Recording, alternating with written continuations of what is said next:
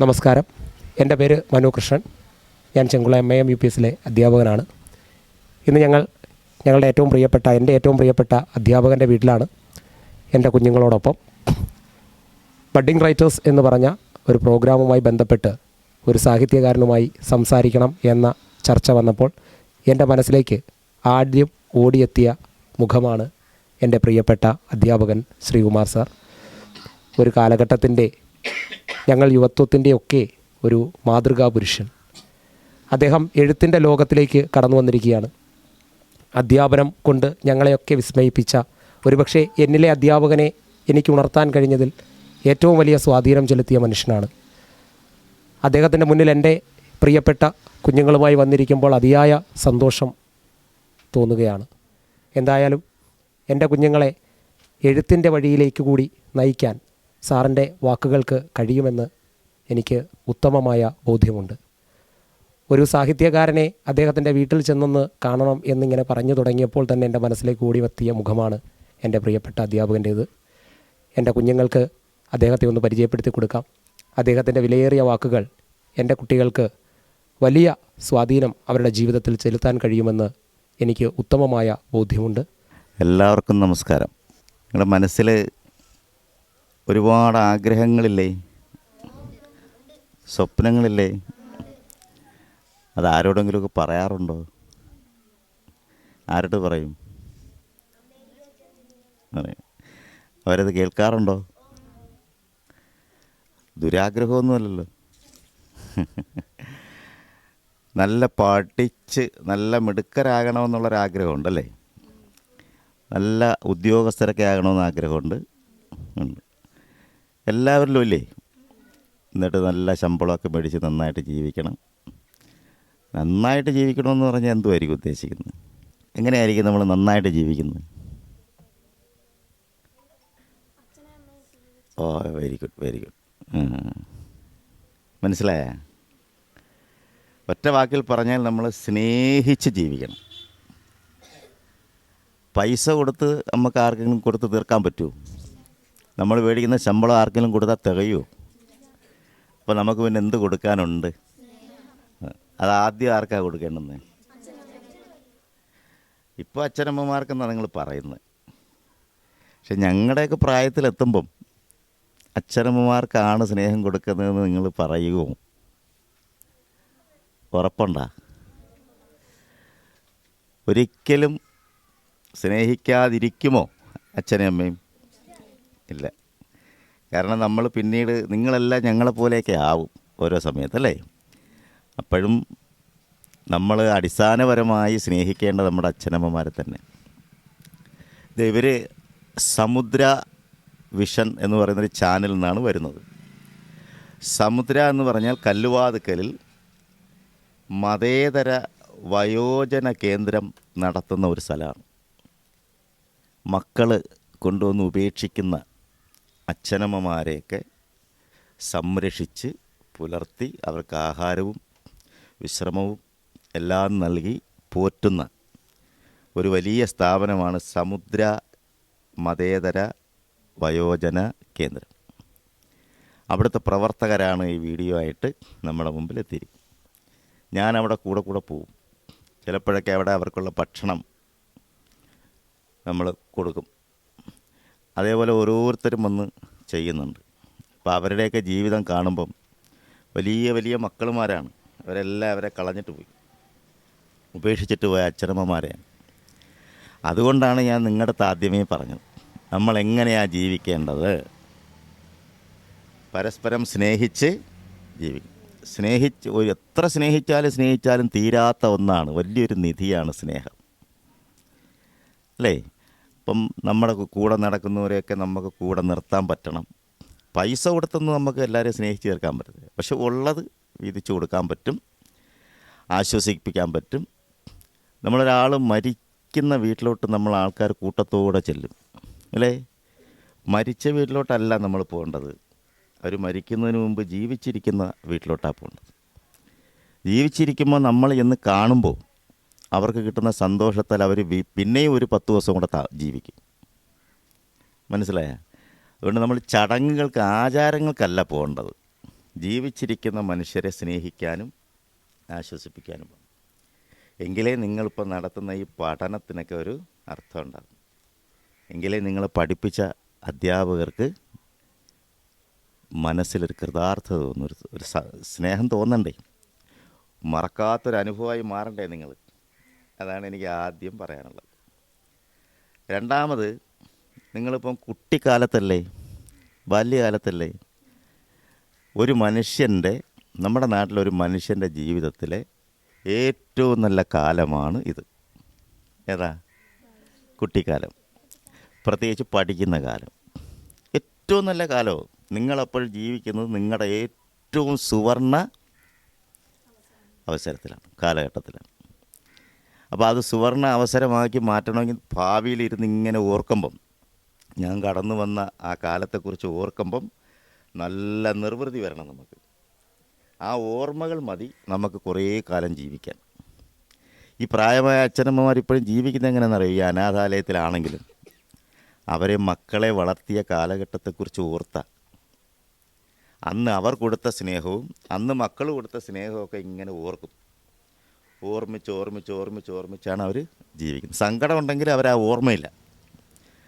അപ്പം നിങ്ങൾ പള്ളിക്കൂടങ്ങളിൽ നിന്ന് വിട്ടുപോയാലും നിങ്ങളെ പഠിപ്പിച്ച ടീച്ചറും മനുവും മറ്റേ സാർമാരൊക്കെ ഇല്ലേ, അവരൊന്നും നിങ്ങളെ മറക്കരുത്, നിങ്ങളെ അവർ മറക്കരുത് എന്ന് എവിടെ വെച്ച് കണ്ടാലും ആ ടീച്ചർ പറയാം, ഇത് പിന്നെ റിയാസല്ലേ, ഇത് പിന്നെ അനീഷയല്ലേ എന്ന് പറയണം. അല്ല എനിക്ക് ഓർമ്മ വരുന്നില്ലല്ലോ എന്നൊരു ടീച്ചർ പറയരുത്. ആ ടീച്ചറിൻ്റെ ഉള്ളിൽ കയറിയിരിക്കണം, നമ്മൾ ഹൃദയത്തിൽ ചെന്ന് തട്ടിയിരിക്കണം. അങ്ങനെ വളരണമെങ്കിലും നമുക്ക് പ്രകടിപ്പിക്കാനുള്ളത് ഒന്നേ ഉള്ളൂ, എന്തുവാ? സ്നേഹം. അങ്ങനെ നമ്മൾ സ്നേഹിക്കാൻ പഠിക്കുമ്പോൾ എന്ത് പറ്റുമെന്നറിയാം? നമ്മൾ പഠിക്കാനുള്ളതെല്ലാം തനിയേ പഠിക്കും. അവിടെയാണ് രസം. നമ്മൾ ഓരോരുത്തർ കൂടെ, ഇപ്പം നിങ്ങൾ ഇത്രയും പേരും കൂടെ നല്ല, എനിക്ക് തോന്നുന്നു എല്ലാവരും നല്ല കൂട്ടുകാരാണെന്ന് അല്ലേ? അപ്പോൾ ഒരാൾക്ക് ഇപ്പം തന്നെ എത്ര കൂട്ടുകാരായി? ഇനിയും നിങ്ങൾ കൂട്ടുകാരെ ഉണ്ടാക്കണം. 1000 കൂട്ടുകാരെങ്കിലും ഒരു സ്കൂളിൽ പഠിച്ചിട്ട് ഇറങ്ങുമ്പോൾ നമുക്ക് ഉണ്ടാവണം. അത് ഞാൻ പറയും, നിങ്ങളുടെ ക്ലാസ്സിൽ പഠിക്കുന്നവർ മാത്രമല്ല കൂട്ടുകാർ, വഴിയെ പോണവരും വരുന്നവരൊക്കെ കൂട്ടുകാരെ. മനസ്സിലായോ? നിങ്ങൾ പള്ളിക്കൂടത്തോട്ട് പോകുമ്പോൾ എതിരെ ഒരു അപ്പൂപ്പൻ വരുന്നു, നിങ്ങളെന്ത് ചെയ്യും? അപ്പൂപ്പനെ ശ്രദ്ധിക്കാതെ നിങ്ങളങ്ങ് പോകും, തമാശയെ പറഞ്ഞല്ലേ. 1-2 ദിവസം ഇന്നലെ ഈ അപ്പൂപ്പനെ കണ്ടല്ലോ, അപ്പോൾ നിങ്ങൾ ചുമ്മാ അങ്ങ് അടുക്കണം. ആ അപ്പൂപ്പ എവിടെ പോണ്? അപ്പം പേര് പറയും, എവിടെയാണെന്നറിയും. അപ്പോൾ ആ മനുഷ്യൻ ഒരു പക്ഷേ നിങ്ങൾ കണ്ടുമുട്ടേണ്ടുന്ന ഒരാൾ തന്നെ ആയിരിക്കും. അങ്ങനെ വഴിയിൽ പോകുന്ന ആളുകൾ, കാണുന്നവർ, വഴിയെ പോകുന്ന നിങ്ങൾ എത്ര മരങ്ങൾ കാണും? ആ മരങ്ങളുടെ പേരറിയാവോ? അതാണ്, അതെല്ലാം അറിയണം. ഇന്ന വഴിയിൽ ഇന്ന മരമുണ്ട്, ഇന്നടത്തൊരു കടയുണ്ട്, ഇന്നടത്തൊരു മെഡിക്കൽ സ്റ്റോറുണ്ട്. ഇതെല്ലാം കൂടെ അറിയുമ്പോഴേ നമ്മളെ പഠനമാകത്തുള്ളൂ. അല്ല നമ്മൾ ബസ്സിൽ ചെന്ന് സ്കൂളിൽ ഇറങ്ങുന്നു, സ്കൂളിൽ ഇരുന്ന് കുറച്ച് കാര്യങ്ങൾ പഠിച്ചിട്ട് തിരിച്ചു പോകുന്നു. അത് മാത്രമല്ല, എല്ലാം അറിയലാണ് പഠനം. ഇപ്പം നമ്മൾ പോകുന്ന വഴിക്ക് സാറ് പറഞ്ഞില്ലേ, ഒരു അപ്പൂപ്പനെ കണ്ടാൽ അപ്പൂപ്പനോട് നമ്മൾ സംസാരിക്കുമ്പോൾ തിരിച്ചു വരുമ്പോൾ അപ്പൂപ്പനും അന്വേഷിക്കും, ഇത് ആരുടെ മോനാ അല്ലേ, അന്വേഷിക്കും. അപ്പോൾ അത് ആ അപ്പൂപ്പൻ നിങ്ങളെപ്പറ്റി മറ്റൊരാളോട് പറയില്ലേ, ഇതേപോലെ ഞാനൊരു കുട്ടിയെ കണ്ടു, ഇന്ന ആളുടെ മോനാ, അവനൊരു മിടുക്കനാ എന്ന് പറയത്തില്ലേ? അപ്പോൾ മറ്റുള്ളവർ നമ്മളെ കുറിച്ച് അറിയുകയും ചെയ്യും, നമ്മളെ സ്നേഹിക്കുകയും ചെയ്യും. അപ്പോൾ നമ്മുടെ ക്ലാസ് റൂമിനെ കുറിച്ച് തന്നെ ചിന്തിച്ച് നോക്കിയേ. നമ്മുടെ ക്ലാസ്സിൽ എല്ലാവരോടും നമ്മൾ ഒരേപോലെയാണോ പെരുമാറുന്നത്? നിങ്ങളൊന്ന് ചിന്തിച്ചേ. എല്ലാ കുട്ടികളെയും നിങ്ങൾ ഒരേപോലെയാണോ കാണുന്നത്? ആണോ? എല്ലാവരോടും ഒരേപോലെ കൂട്ടുണ്ടോ? ഇല്ല. എന്താ അതില്ലാത്ത? മറ്റൊരാളോട് വേണ്ട. അങ്ങനെയാണോ നമ്മൾ വേണ്ടത്? അല്ല. എല്ലാവരെയും ഒരേപോലെ കാണാം അല്ലേ? ജാതി മതഭേദമന്യേ എല്ലാവരോടും ഒരേപോലെ നമ്മൾ പെരുമാറണം. അല്ലാതെ പെരുമാറിയ സന്ദർഭങ്ങളില്ലേ? ഉണ്ട്. ചിലരെയൊക്കെ ചില സമയത്ത് മാറ്റി നിർത്തുന്നുണ്ട്. നിങ്ങൾ ഉണ്ടോ? നിങ്ങളുടെ അനുഭവങ്ങളുണ്ടോ? അവരെന്നോട് മിണ്ടുന്നില്ല. ഉണ്ട്. അങ്ങനെ ചെയ്തിട്ടില്ല. അപ്പം നമ്മുടെ ക്ലാസ്സിലാണെങ്കിലും അതുപോലെ നമ്മുടെ സ്കൂളിലാണെങ്കിലും എല്ലാ കുട്ടികളെയും നമ്മൾ അറിയണം. അവരുടെ വീട്ടിലെ സാഹചര്യങ്ങൾ അറിയണം. അപ്പോൾ നമ്മൾ അവരോട് നന്നായിട്ട് സംസാരിച്ചെങ്കിൽ മാത്രമേ, നമ്മൾ അവരോട് നന്നായി പെരുമാറിയെങ്കിൽ മാത്രമേ നമുക്ക് എന്ത് ചെയ്യാൻ പറ്റൂ, അവരെക്കുറിച്ച് അറിയാൻ പറ്റൂ. പലരുടെ വീട്ടിലും പലതരം പ്രശ്നങ്ങളുള്ളവരാണ് അല്ലേ? നിങ്ങൾക്ക് തന്നെ അറിയത്തില്ലേ നിങ്ങളുടെ വീട്ടിൽ എന്തൊക്കെയോ പ്രശ്നങ്ങളുണ്ട്. പല കൂട്ടുകാരും അങ്ങനെയുള്ള വിഷമസ്ഥിതികളിൽ നിന്നൊക്കെ വരുന്നവരൊക്കെ ഉണ്ട്, ഒത്തിരി പേര്. അപ്പോൾ എല്ലാവരെയും നന്നായിട്ട് അറിയണം, അവരെ സ്നേഹിക്കണം, അവരോട് സംസാരിക്കണം. അങ്ങനെ നമ്മൾ മറ്റുള്ളവരുടെ ജീവിത രീതികൾ അറിയുമ്പോൾ തന്നെയാണ് നമ്മുടെ ഉള്ളിലെ സർഗ്ഗവാസനകളെ നമുക്ക് പുറത്തെടുക്കാൻ പറ്റും. അവരുടെ ഓരോ കുട്ടികളുടെയും പ്രശ്നങ്ങളും അതിനുള്ള പരിഹാരവും കണ്ടെത്താൻ നിങ്ങൾക്ക് കഴിയണം. വിജയിക്കൂ ഞങ്ങൾ പിറന്ന നാടേ, വിമല ശ്രീ നിത്യം പുലർന്ന വീടേ, കരൾ കക്കും നിൻ കളിത്തോപ്പിലെത്ര കവികോകിലങ്ങൾ പറന്നു പാടി, അവിരളോന്മാദം തരുന്നു ഞങ്ങൾ കവർ പെയ്ത കാകളി തേന്മഴകൾ. അപ്പോൾ ഇവിടെ വന്ന് എൻ്റെ അടുത്ത് എന്തെങ്കിലും ചോദിക്കാനും പറയാനൊക്കെ ആഗ്രഹിച്ച അതെന്തൊക്കെയാണ് ഓരോരുത്തരും പറ. പണ്ടത്തെ സ്കൂളിൽ പഠിച്ചപ്പോഴേ അതിലെ കാലഘട്ടം ഒന്ന് അറിഞ്ഞാൽ കൊള്ളാമെന്നുണ്ട്. എന്തുവായാലും നിങ്ങൾ ആരും ഇപ്പം പഠിക്കുന്ന ഒരു കാലം പോലെ അല്ല. ഒന്ന്, നല്ല വസ്ത്രങ്ങളൊന്നുമില്ലായിരുന്നു ഞങ്ങൾക്ക്. 2, യൂണിഫോം അന്ന് സ്കൂളുകളിലില്ല. 3-ാമത്തെ കാര്യം, ഭക്ഷണം ഞങ്ങൾക്ക് സമയത്ത് കഴിക്കാൻ കിട്ടത്തില്ലായിരുന്നു. അതുകൊണ്ട് ഞങ്ങളന്ന് ചേരുന്ന സ്കൂളുകളിലന്ന് ഉപ്പുമാവുണ്ട്. അത് ഇന്നത്തെ നിങ്ങൾ കാണുന്ന ഉപ്പുമാവല്ലത്. മഞ്ഞപ്പൊടിയും ചോളവും കൂടെ ഇങ്ങനെ ഇടകലർത്തി എണ്ണയിൽ വേവിച്ചെടുക്കുന്ന മനോഹരമായ അതിരുചികരവും ആരോഗ്യപ്രദാനം ചെയ്യുന്നതുമായിട്ടുള്ള ഭക്ഷണം. ഇതവിടെ വേവിക്കുന്ന ഗന്ധം ഞങ്ങൾ ക്ലാസ്സിൽ ഇരിക്കുമ്പോൾ മുക്കിലടിക്കും. അപ്പോൾ കൊതി കൂടും. അപ്പം ഞങ്ങൾ ഈ അന്നത്തെ പൈസ 1 പൈസ 2 പൈസയൊക്കെയാണ്. ഇത് എവിടെന്നെങ്കിലുമൊക്കെ എടുത്ത് വെച്ചിട്ട് ഈ ഉപ്പുമാവ് വേവിക്കുന്ന ഒരു ചേട്ടനുണ്ട്, അദ്ദേഹത്തിൻ്റെ കൈ കൊണ്ട് കൊടുത്തിട്ട് എനിക്ക് 1 കവർ ഉപ്പുമാവ് വെച്ചേക്കണേന്ന് പറയും. അത് ഞങ്ങൾ രഹസ്യമായിട്ട് ചെന്ന് മേടിച്ചിട്ട് അതെവിടെയെങ്കിലും ചെന്നിരുന്ന് കുറച്ച് കഴിക്കും. പിന്നെ വീട്ടിൽ കൊണ്ടുവരും. വീട്ടിൽ കൊണ്ടുവന്നും എല്ലാവരും കൂടെയൊക്കെ കഴിക്കും. പിന്നെ ചെരുപ്പിടുന്ന കാലമില്ല, ആർക്കും ചെരുപ്പില്ല. ഇങ്ങനെ പാൻസ് എന്ന് പറയുന്നത് ആരും സ്വപ്നത്തിൽ പോലും കണ്ടിട്ടില്ല. പിന്നെ ഒരു നിക്കറും ഒരു ഉടുപ്പും മാത്രമേ കാണൂ. അത് വീട്ടിൽ വരുമ്പോൾ അച്ഛനും അമ്മയും കൂടെ അടുത്ത് നിന്നുകൊണ്ട് കംപ്ലീറ്റ് അത് ഊരി അങ്ങ് എടുക്കും. എന്നിട്ടൊരു തോർത്തങ്ങ് ചുറ്റിത്തരും. ആ തോർത്തം ചുറ്റിക്കൊണ്ട് കളിക്കാൻ പോകും. ഇതായിരുന്നു പരിപാടി. പിന്നെ ഞങ്ങൾക്കന്ന് നല്ല ആരോഗ്യത്തോടെയൊക്കെ വളരാൻ പറ്റുന്ന ഒരു കാര്യം എന്ന് പറഞ്ഞാൽ നീന്തി കുളിക്കാൻ പോകും. ഞങ്ങളിതാ ഇവിടെ നിന്ന് താഴോട്ട് ഇറങ്ങിയ ഇത്തിക്കര ആറാണ്. ഞങ്ങളിപ്പോഴും ആറ്റിപ്പോയി കുളിക്കും. ഞങ്ങളിവിടുത്തെ മാമന്മാരും ഞങ്ങളെല്ലാവരും ഒക്കെ ആയിട്ട് നീന്തി കുളിക്കാം. മനോഹരമായൊരു കാലഘട്ടം. നല്ല കളിക്കാനൊക്കെയുള്ള സമയം പോയി. പിന്നെ അന്ന് ട്യൂഷനൊന്നും പറയുന്നൊരു ഏർപ്പാടേ ഇല്ല. ട്യൂഷൻ സെൻറ്ററേ അന്നില്ല. 10-ാം ക്ലാസ്സിലായപ്പോഴൊക്കെയാണ് ട്യൂഷന് പോകുന്നത്. ഇങ്ങനെയൊക്കെ പിന്നെ അച്ഛനും അമ്മയും കൂടെ അപ്പുറത്തും ഇപ്പുറത്തും വന്നിരുന്ന്, അന്ന് ഇലക്ട്രിക് ലൈറ്റില്ല, മണ്ണെണ്ണ വിളക്കാണ്. തറയിൽ ഇതുപോലെ ടൈൽസൊന്നുമില്ല, ചാണകം മെഴുകിയ തറയാണ്. അവിടെ ആയിരുന്നു എൻ്റെ കുടുംബ വീട്. അതൊന്ന് മാറ്റിയൊക്കെ വെച്ചിരിക്കുക ഇപ്പം. അച്ഛനിപ്പുറത്തും അമ്മ ഇപ്പുറത്തും ഇരുന്നാണ് ഹിന്ദി ഇംഗ്ലീഷും ഒക്കെ വായിപ്പിക്കുന്നത്. അതൊരു വലിയ അനുഭവമാണ് അവരുടെ ആ കാലഘട്ടത്തിൽ അവർ പഠിപ്പിച്ചത്. ട്യൂഷനൊന്നുമില്ല, ഹിന്ദി ഇംഗ്ലീഷൊക്കെ വായിക്കാൻ പഠിക്കാൻ ഭയങ്കര പാടാണ്. അങ്ങനെ പഠിച്ചു. 10-ാം ക്ലാസ്സിലൊക്കെ സാധാരണ മാർക്കേ ഞാൻ മേടിച്ചുള്ളൂ. 270 മാർക്കാണ് എനിക്ക് 10-ാം ക്ലാസ്സിൽ കിട്ടി. കണക്കിനൊക്കെ വളരെ മോശമായിരുന്നു. പക്ഷെ ഞാൻ ഇപ്പം കണക്ക് പഠിപ്പിക്കും. 10-ാം ക്ലാസ് വരെയുള്ള കുട്ടികളെ പഠിപ്പിക്കും. എൻ്റെ വിഷയം ഞാൻ എടുത്തിരിക്കുന്നത് BA മലയാളം. 2nd ക്ലാസ് ഉണ്ടായിരുന്നു. MA പോയി. MA മലയാളവും പാസ്സായി. അതിനും 2nd ക്ലാസ് ഉണ്ടായിരുന്നു. പിന്നെ ട്യൂട്ടോറിയൽ ഇട്ട് ഇപ്പം 38 വർഷത്തോളമായി. അപ്പോൾ ഞാൻ പഠിപ്പിച്ച പിള്ളേരും അവരുടെ മക്കളുമാരും ഒക്കെ ഇന്ന് പഠിക്കാൻ വന്നുകൊണ്ടിരിക്കുന്നൊരു കാലഘട്ടം. അപ്പോൾ ആ കാലത്ത് ഈ പറയുന്നത് പോലെ ട്യൂട്ടോറിയൽ കണക്ക് പഠിപ്പിക്കുന്ന അധ്യാപകർ സ്ഥിരമായിട്ട് വരത്തില്ല കേട്ടോ. അപ്പോൾ കണക്ക് പഠിപ്പിക്കേണ്ടി വന്നു. അങ്ങനെ ഞാൻ അന്ന് 5-ാം ക്ലാസ്സിലെ കുട്ടികളുടെ പാഠപുസ്തകം മേടിച്ച് വെച്ച് എൻ്റെ ഭാര്യ എന്നെ സഹായിക്കും കണക്ക് പഠിക്കാൻ. അങ്ങനെ സഹായിച്ച് പഠിപ്പിച്ച് 10ാം ക്ലാസ് തൊട്ടുള്ള കണക്ക്, 10ാം ക്ലാസ് വരെയുള്ള കണക്ക് ഇപ്പം ഞാൻ കുറേ വർഷങ്ങളായിട്ട് പഠിപ്പിക്കുന്നുണ്ട്. പിന്നെ ഇപ്പം PSC കോച്ചിങ് ക്ലാസ്സിൽ പോലും മാത്സ് പഠിപ്പിക്കാൻ ഞാൻ പൊയ്ക്കൊണ്ടിരിക്കുന്നുണ്ട്. PSCക്കാരില്ലേ ജോലിക്ക് വേണ്ടി അപേക്ഷിക്കും. അപ്പം അങ്ങനെയൊക്കെ ഉള്ളൊരു ദാരിദ്ര്യം പിടിച്ചൊരു കാലഘട്ടമായിരുന്നു പണ്ട്. പക്ഷെ ഒരു കാര്യത്തിൽ ദാരിദ്ര്യം ഇല്ലായിരുന്നു. ഏത് കാര്യത്തിലാണ്? സ്നേഹം. പരസ്പരം കൂട്ടുകൂടാനും സഹകരിക്കാനും സ്നേഹിക്കാനും ഒരു ദാരിദ്ര്യവും ഇല്ലായിരുന്നു. അതുകൊണ്ടാണ് ഇന്ന് നിങ്ങൾ ഇവിടെ ഇരിക്കുന്ന ഒരാൾ എല്ലാവരുടെയും കൂട്ടുകാരനാവണം. എല്ലാവരെയും കൂട്ടുകാരാക്കി. നിങ്ങളെക്കാൾ മുതിർന്ന, അപ്പം നിങ്ങൾ പ്രീ ഡിഗ്രിക്ക് പഠിക്കാൻ ചെല്ലുമ്പോൾ പിന്നെ +2 പഠിക്കാൻ ചെല്ലുമ്പോഴേക്കും നിങ്ങളെക്കാൾ മുതിർന്ന കുട്ടികളാണ് 8ാം ക്ലാസ് ചെല്ലുമ്പോൾ. അവരെയൊക്കെ കാണുമ്പോൾ അണ്ണ എങ്ങോട്ട് പോകണം, അണ്ണൻ്റെ സ്ഥലം എവിടെ എന്നൊക്കെ ചോദിച്ച് അങ്ങ് പരിചയപ്പെട്ട് എല്ലാവരും കൂട്ടുകാരാണ്. മനസ്സിലായേ?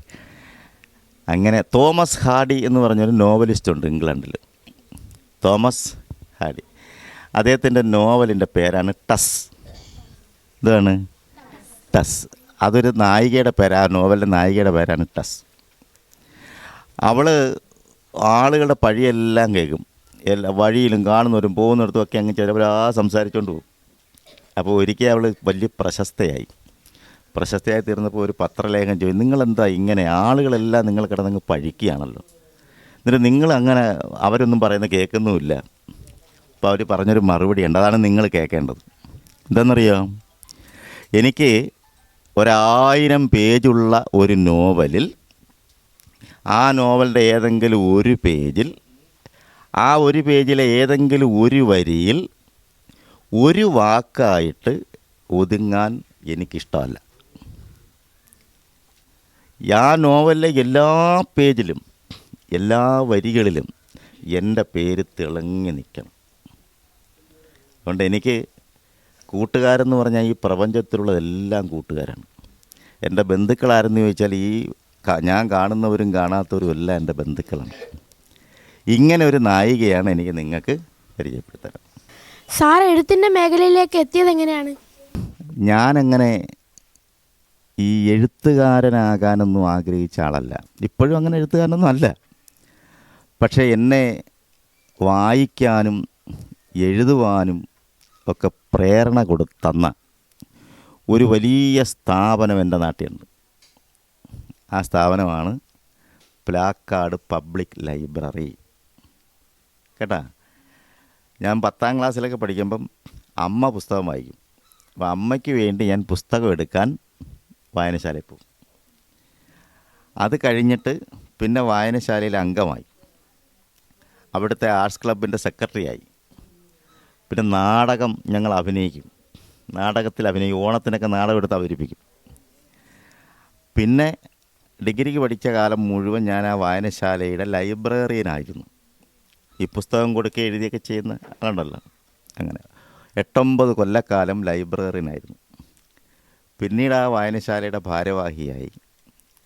അങ്ങനെ ദീർഘകാലത്തെ ഈ വായനശാലയിലെ ജീവിതമാണ് ഇതൊക്കെ എഴുതാനും നിങ്ങളുടെ അടുത്തൊക്കെ ഇങ്ങനെ സംസാരിക്കാനും പല വേദികളിലും പോയി പ്രസംഗിക്കാനും ഒക്കെ കഴിയുന്നത് വായനശാല നൽകിയ കരുത്താണ്.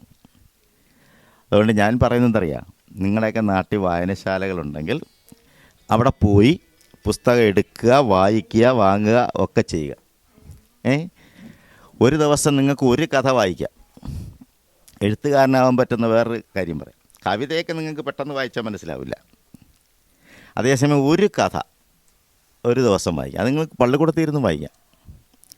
എന്നിട്ട് എന്താണെന്നറിയാം, ഈ വായിച്ച കഥയെ നിങ്ങൾ ഒരാളാണല്ലോ ഒരു കഥ വായിക്കുന്നത്, ഓരോരുത്തരും ഓരോ കഥ വായിക്കുമല്ലോ. എന്നിട്ട് പള്ളിക്കൂടത്തിൽ നിങ്ങൾ വന്നിട്ട് നീ വായിച്ച കഥ ഏതാ, അല്ലെ നീ വായിച്ച കഥ ഏതാ എന്നിങ്ങനെ ചോദിച്ചിട്ട് അതിൻ്റെ കഥയൊന്ന് പറയടാന്ന് പറയണം. അപ്പോൾ ആ കഥ പറഞ്ഞു കൊടുക്കാൻ പറ്റും. അപ്പോൾ അതെല്ലാവരും കേൾക്കും. അപ്പോൾ ഒരാൾ എത്ര പുസ്തകം വായിച്ചതുപോലെ ആയി? 10 പേരാണ് നിങ്ങൾ ഒരുമിച്ച് കൂടി ഇരിക്കുന്നതെങ്കിൽ ഒരാൾ വായിച്ച ഒരു കഥയുള്ളൂ. പക്ഷെ പള്ളിക്കൂടത്തിൽ വന്നിരുന്ന എല്ലാവരും കൂടെ എന്ത് ചെയ്തു? അവരൊരു വായിച്ച കഥകളെക്കുറിച്ച് പറഞ്ഞു. പറയുമ്പോൾ ഒരാൾ എത്ര കഥ വായിച്ചതുപോലെ ആയി?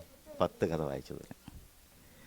അങ്ങനെയൊക്കെ നിങ്ങൾ എന്തുമാത്രം വലിയ വലിയ ആളുകളായി മാറുമെന്നറിയാം. കഥ എഴുതുന്ന ശൈലി കേട്ടണം. ഇത്തിക്കര പുഴയുടെ തീരത്ത് കൂടി ഞാൻ നടക്കുകയായിരുന്നു. കണ്ട, അപ്പോൾ എന്തായി? കഥയായി. ദൂരെ നിന്ന് ഒരുപാട് ആളുകൾ നടന്നു വരുന്നത് കണ്ടു. ഇങ്ങനെ എഴുതിയപ്പോൾ കഥയായി. മനസ്സിലായേ? മുറ്റത്ത് നിൽക്കുന്ന ഒരു മാവിൽ നിന്ന് ഒരു മാമ്പഴം അടർന്ന് താഴെ വീണു. അത് കണ്ട് അമ്മയുടെ കണ്ണ് നിറഞ്ഞു. ഈ കാര്യം കവിതയാക്കി എങ്ങനെ ഇരിക്കും?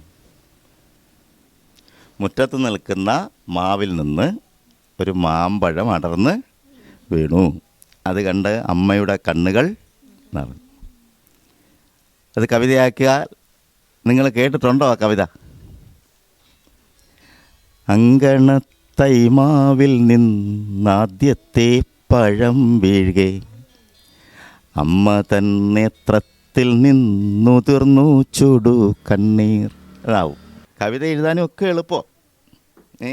നിങ്ങൾ രാവിലെ ചെയ്യുന്ന കാര്യങ്ങളൊക്കെ കവിത എഴുതാം. കവിത എഴുതാൻ പറ്റിയ ഏറ്റവും എളുപ്പമായ ഒരു കാര്യം ഞാൻ പറഞ്ഞുതരാം. ഒരു താളം പറഞ്ഞുതരാം. ആ താളത്തിൽ നിങ്ങൾ ഓരോ കാര്യങ്ങൾ പറഞ്ഞാൽ കവിതയാവും. ആ താളമാണ് ഞാൻ നേരത്തെ പറഞ്ഞത്.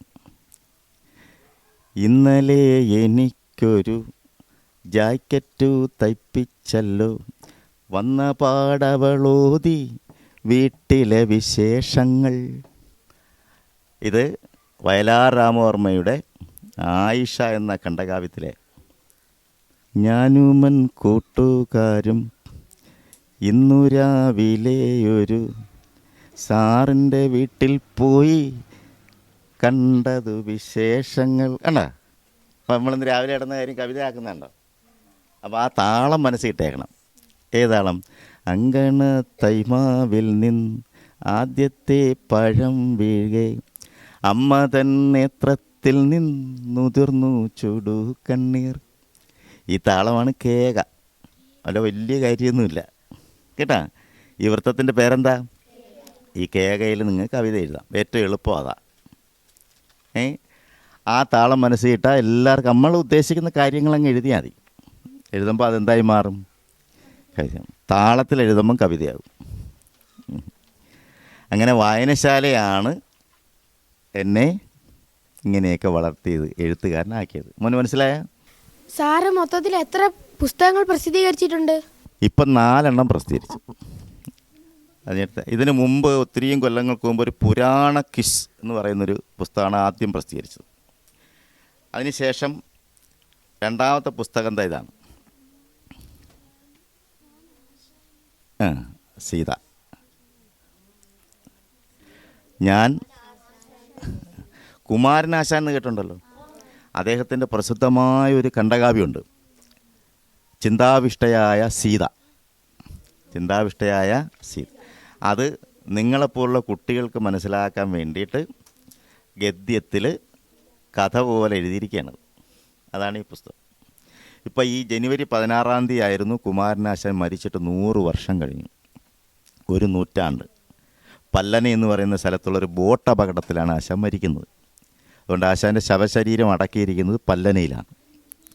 അവിടേക്ക് ഞങ്ങൾ വലിയ യാത്രയൊക്കെ സംഘടിപ്പിച്ചിരുന്നു. അങ്ങനെ ആശാൻ്റെ ചരമവാർഷികവുമായി ബന്ധപ്പെട്ടാണ് ഞാൻ ഈ പുസ്തകങ്ങൾ പ്രസിദ്ധീകരിക്കുന്നത്. രണ്ടാമത്തെ പുസ്തകം കയ്യിൽ കിട്ടിയില്ല, പ്രിൻ്റ് ചെയ്ത് കിട്ടിയില്ല, പ്രകാശനമൊക്കെ കഴിഞ്ഞു. അത് ആശാൻ്റെ വാസവദത്ത എന്നുള്ള കവിത, കരുണ എന്ന കാവ്യത്തിൻ്റെ. മൂന്നാമത്തേത് ആശാൻ്റെ മാതങ്കി, അതും പ്രിൻ്റ് ചെയ്ത് കിട്ടിയില്ല കേട്ടാ. അപ്പോൾ അതിൻ്റെ ഓരോ കോപ്പികളൊക്കെ ഞാൻ സാറിൻ്റെ കൊടുത്തു വിടാം, മനസ്സാറിൻ്റെയിലും മറ്റേ സാറിൻ്റെയിലും കൊടുത്തു വിടാം. അപ്പോൾ ഇത് നിങ്ങളുടെ വായനശാലയിലേക്ക് ഞാൻ ഈ ടീച്ചറിനെ ഏൽപ്പിക്കുകയാണ്, നിങ്ങളുടെ വായനശാലയിലേക്കുള്ള സംഭാവനയായിട്ട്.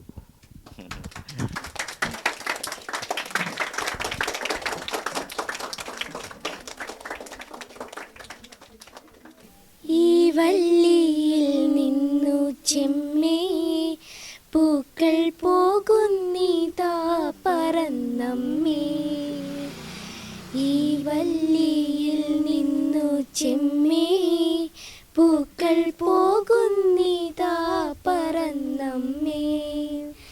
തെറ്റി നിനക്കുണ്ണി ചൊല്ലാൻ നൽപൂമ്പാറ്റകളല്ലേ ഇതെല്ലാം.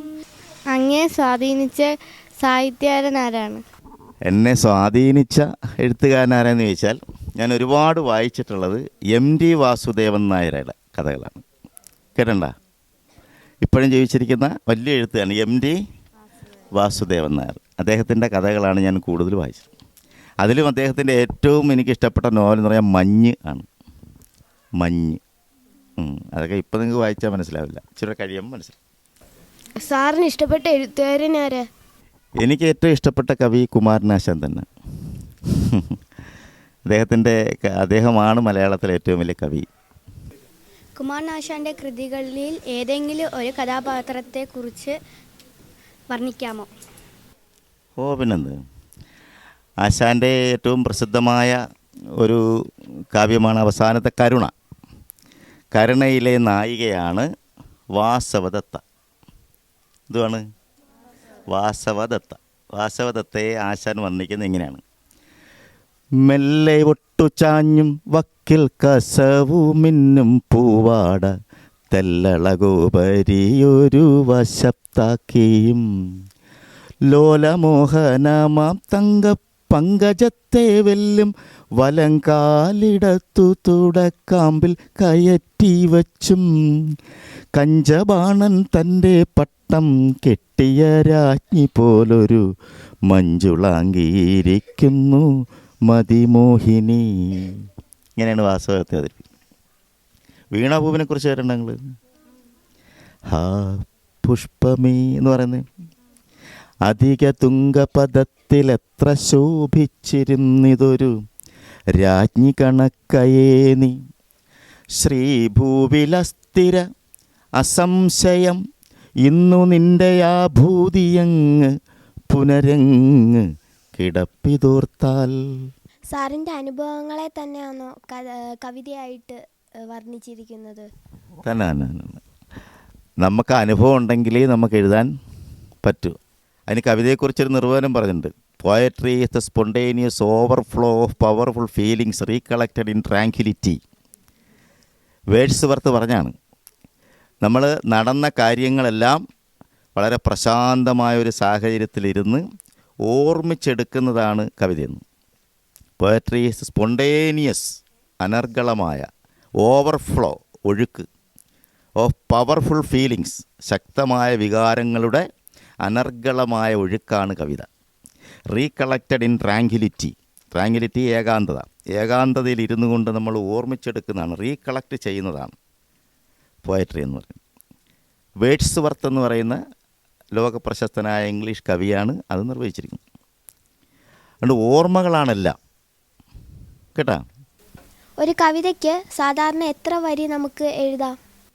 നമുക്ക് പ്രധാനമായിട്ട് നമ്മൾ കുട്ടിക്കാലത്ത് എഴുതി തുടങ്ങാൻ ഏറ്റവും എളുപ്പമെന്ന് പറഞ്ഞാൽ ഒരു താളം മനസ്സിടണം. ഒരുപാട് താളങ്ങളുണ്ട്. അതിലേറ്റവും എളുപ്പം, മലയാളത്തിൽ എഴുതാൻ പറ്റുന്ന ഏറ്റവും എളുപ്പമുള്ള താളമാണ് ഈ കേക എന്ന് പറയുന്ന വൃത്തം. അതിനെക്കുറിച്ചൊന്നും അറിയണ്ട, പക്ഷെ താളം വേണം. ലല്ല ല ല ല ല ല ലല്ല ല ല ല ല ല ല ല ല ല ല ല ല ല ല ല. അതാണ് ഇന്നലെ എനിക്കൊരു ജാക്കറ്റു തയ്പ്പിച്ചല്ലോ, വന്ന പാടവളോതി വീട്ടിലെ വിശേഷങ്ങൾ. പിന്നെ പണ്ടൊരു വണ്ടിക്കാള മറ്റൊരു വണ്ടിക്കാള മാനുഷാകാരം പൂണ്ടിട്ടറ്റത്തു വണ്ടിക്കൈയിൽ ഇരിപ്പു കൂനിക്കൂടി. പി ഭാസ്കരൻ എന്ന് പറയുന്ന കവിയുടെ കവിതയാണ് കാളകൾ. ഇതൊരു താളമാണ്. ഈ താളത്തിൽ എഴുതി തുടങ്ങുന്നതാണ് എല്ലാവർക്കും നല്ലത്. ONVയും വയലാറും എല്ലാവരും ഈ താളത്തിൽ ആ കവിതയിൽ തുടങ്ങി. അങ്ങനെ ഒന്ന് എഴുതി നോക്കിയപ്പോൾ താളം, ആ താളത്തിൽ നമ്മൾ എഴുതുമ്പം പറയുന്ന വാക്കെല്ലാം എന്താവും? കവിതയാവും, ചിട്ടപ്പെടുത്താൻ പറ്റും. എന്നിട്ട് നമുക്കുള്ള അനുഭവങ്ങളങ്ങ് എഴുതിയാൽ മാത്രം മതി, വേറെ ഒന്നും ആലോചിക്കേണ്ട. വരികളുടെ നീളവും കുറുകലും ഒന്നും വേണ്ട. താളം വരുമ്പോൾ വരികൾ കറക്റ്റായിരിക്കും. മുത്തശ്ശി എന്നൊരു വിഷയമായിട്ട് തന്ന സാറിന് മനസ്സിൽ ഓടി വരുന്ന 2 വരികൾ എന്താണ്? മുത്തശ്ശി എന്ന ആ ഒരു സങ്കല്പം, ഇപ്പോൾ ഇന്നത്തെ കാലത്ത് ഒരു മുത്തശ്ശിയെ കുറിച്ച് എഴുതാൻ പറഞ്ഞാൽ എങ്ങനെ വരുന്നതെന്നറിയാം? അനാഥാലയത്തിലാക്കപ്പെട്ട ഒരമ്മയുടെ കഥയായിരിക്കും ഞാൻ എൻ്റെ മനസ്സിൽ കാണുന്നത്. ഇന്ന് മുത്തശ്ശിമാർ എവിടെ ആയിരിക്കും താമസിക്കുന്നത്? നമ്മുടെയൊക്കെ വീടുകളിൽ മുത്തശ്ശിമാരില്ല, അവരെല്ലാം നമ്മൾ അനാഥ മന്ദിരത്തിൽ കൊണ്ടാക്കിയിരിക്കുക. അപ്പോൾ അവിടെ കഷ്ടപ്പെടുന്ന അവരെക്കുറിച്ചുള്ള ചിന്തകളായിരിക്കും അത് എഴുതുമ്പോൾ നമ്മുടെ മനസ്സിൽ വരുന്നത്. പനയോലയിലൊരു കുടിലാണേ, പവനങ്ങളിലതു നിധിയാണേ, പടിവാതിലു ചെറുതടിയാണേ, നബി തങ്ങടെ പൂങ്കുടിലാണേ.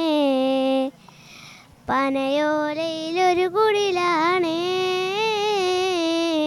പവനങ്ങളിലതു നിധിയാണേ. എന്ന കവിത ഒന്ന് ഞങ്ങൾക്ക് വേണ്ടി ഒന്ന് വിവരിക്കാമോ? ഹാ പുഷ്പമേ,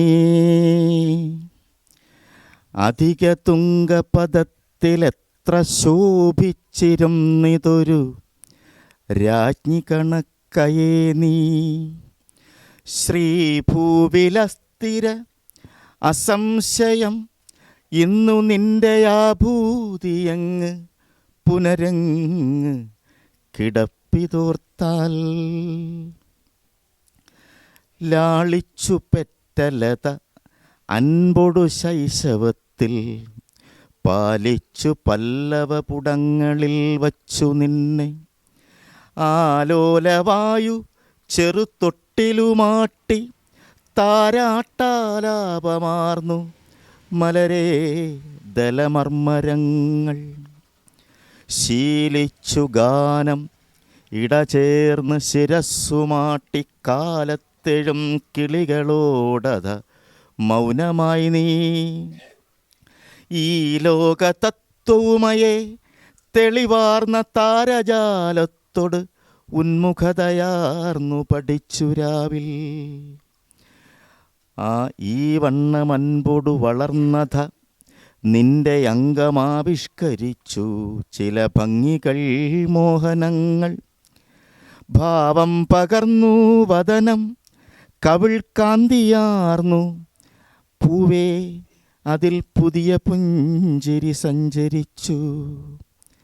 ആരോമലാമഴക് ശുദ്ധി മൃദുത്വം ആഭ സാരല്യം എന്ന സുകുമാര ഗുണത്തിനെല്ലാം പാരിങ്കലേതുപമ. ആ മൃദുമയിൽ നവ്യതാരുണ്യമേന്തിയൊരു നിന്നില കാണണം താൻ. വൈരാഗ്യമേറിയൊരു വൈദികനാട്ടെ, ഏറ്റ വൈരിക്കു മുമ്പുഴറിയോടിയ ഭീരുവാട്ടെ, നേരെ വിടർന്നു വിലസീടിന നിന്നെ നോക്കി ആരാകിലെന്ത് മിഴിയുള്ളവർ നിന്നിരിക്കാം. ആരാകിലെന്ത് മിഴിയുള്ളവർ നിന്നിരിക്കാം.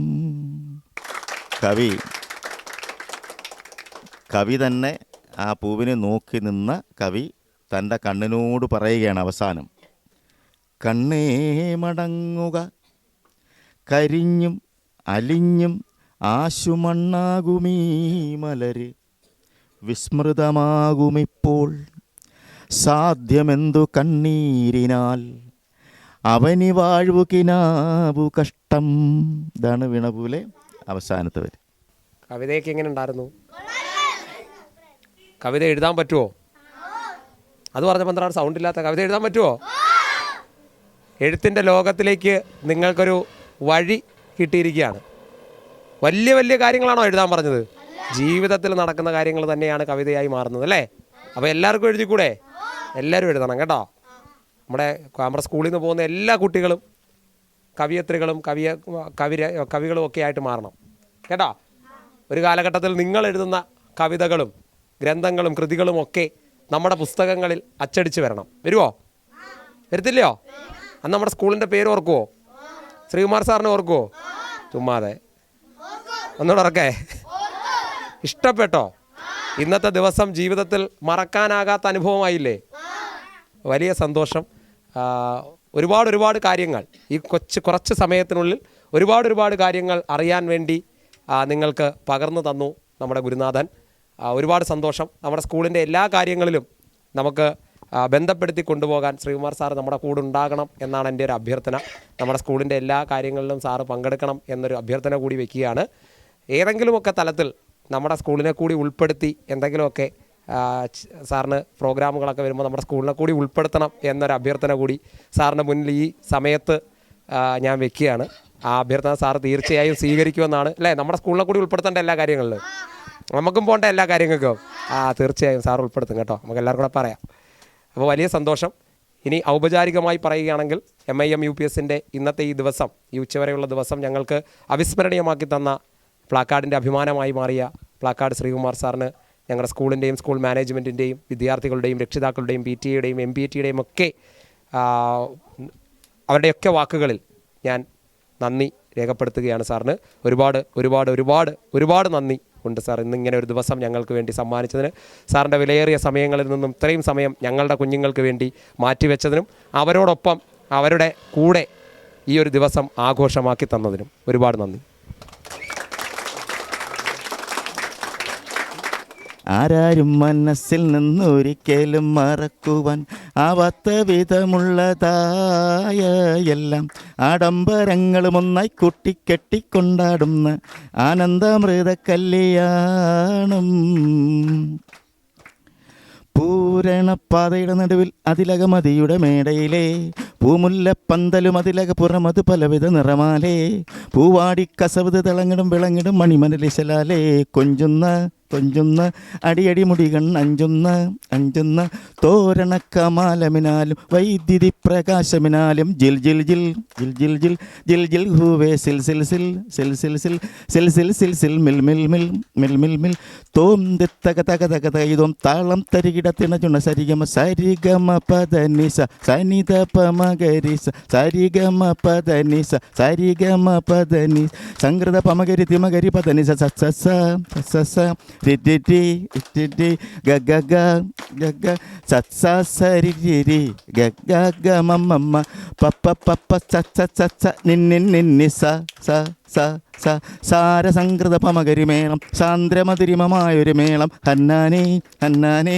ഹൊയ് ഹൊയ് ഹൊയ് ഹന്നാനേ ഹൊയ് ഹൊയ് ഹൊയ് ഹന്നാനേ എങ്ങുമേ ഭംഗിയിൽ മുങ്ങി വിളങ്ങി വിളങ്ങി മയങ്ങി അരങ്ങളൊരുങ്ങിയ മംഗലപന്തൽ ആരാരും മനസ്സിൽ നിന്നൊരിക്കലും മറക്കുവാൻ ആവാത്ത വിധമുള്ളതായ എല്ലാം ആഡംബരങ്ങളും ഒന്നായി കൂട്ടിക്കെട്ടിക്കൊണ്ടാടുന്ന ആനന്ദമൃത കല്യാണം. ഓക്കെ.